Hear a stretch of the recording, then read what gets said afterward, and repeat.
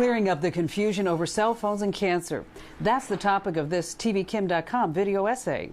Once and for all, is there a correlation between various forms of brain cancers and cell phones? The death of Senator Ted Kennedy, who always seemed to be using his cell phone, and San Francisco passing a new law requiring stores to post cell phone radiation levels, has brought this topic back into the news. To make things even more confusing, a trade group for the wireless industry is challenging the law. They say that the FCC has already determined what's safe and what's not. And so it goes back and forth. Meanwhile, we still ask the question, can cell phones really cause cancer? Let's look at the facts. But first, a word from our sponsor, Carbonite.com. Now, do you remember carbon copies? That's how we used to save copies of all of our important documents. Today, we still have important documents, but now they're stored on our computers, along with our pictures and our music and so much more. But a computer disaster could wipe out your files in a nanosecond, and then you still wish you had all those carbon copies. But that's why I use Carbonite Online Backup, and I highly recommend that you do too. You see, Carbonite automatically backs up your files to a safe off-site location, so that when you have a computer disaster, it'll be so easy to get all of your files back. And now you can access your backed up files from any computer or even on your iPhone or BlackBerry with a free app. As a TV Kim viewer, you get a free 15-day trial plus 2 months free if you decide to buy. Simply go to Carbonite.com and use promo code KIM. Find out how easy Carbonite is. Right after this segment, just click on the Carbonite ad right over there, and then they'll show you all you need to know. Carbonite, back it up and get it back. If you're like me, you spend a lot of time on your cell phone. Does holding this ubiquitous little device this close to my head increase my cancer risk? First, the good news. The National Cancer Institute says that research hasn't shown any consistent link between cell phone use and cancer.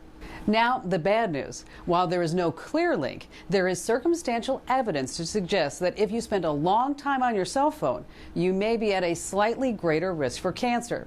Okay, that sounds like doublespeak, right? I mean, either it is or it's not. So which is it? To understand where the research is at this time, take a look at what the researchers are working with. All cell phones radiate what's called radio frequency energy, radio waves. Your microwave uses high-frequency radio energy to heat up food and liquids, and your favorite FM radio station probably emits radio energy at levels of 50 to 1,200,000 watts. Your phone's power is very low, only 0.6 of a watt, sometimes less, but it's very, very close to your brain. And the amount of power cell phones can emit is closely regulated by the FCC. Researchers believe that if the phone's RF energy is too low to cause any significant tissue heating or any increase in your body's temperature, then there's no real risk. Okay, that said, here's the problem. The research says that cell phone users have no increased risk for developing the two most common types of brain tumors. But those who spent the most time on cell phones did show an increased risk for developing one specific type of tumor. Does this sound contradictory?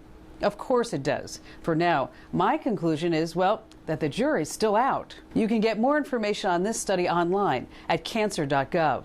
So what about heavy cell phone users? How do we minimize the risks? Well, use the speakerphone function on your cell phone. Just about all of them have one. And if it's too noisy to use the speakerphone, use a Bluetooth wireless headset. It does emit RF, but much less than a cell phone. They're smaller and less obtrusive than they used to be. Not to mention that long phone calls are so much better when your hands are free. If you're really concerned, use a wired headset with your phone. These tips will hopefully bring you some peace of mind until science gives us more answers. As new research becomes available, I promise to keep you posted on this topic and everything digital right here at tvkim.com.